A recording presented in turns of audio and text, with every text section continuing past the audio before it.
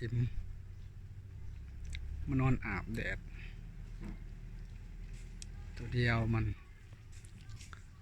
ถ่ายไปถ่ายมาบ่แม่นมานอนอาบแดดเจอแล้วมีผู้บ่าวมานอนจอบถานะฮั่นนี่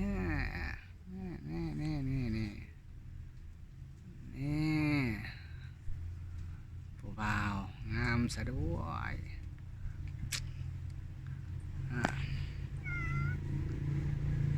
ผู้บ่าว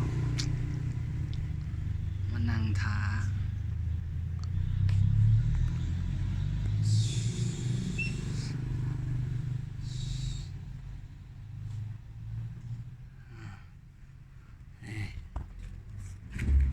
อิ่ม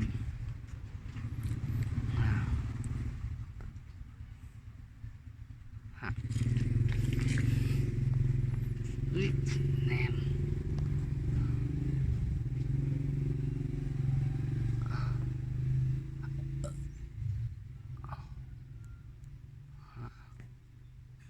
ยิ้ม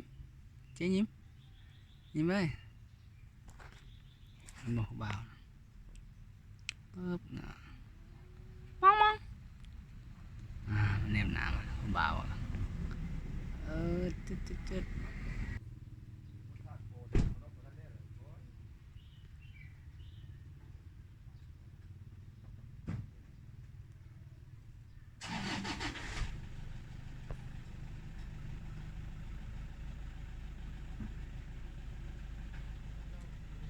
ถ่ายเบาๆกัน